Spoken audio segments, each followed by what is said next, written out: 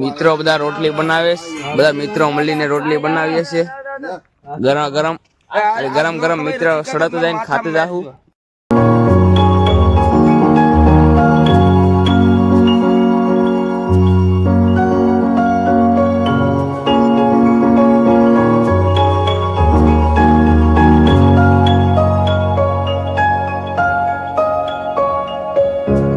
સાલ લીધું છે, ગરમા ગરમ રોટલી ખાઈ લેવાની છે.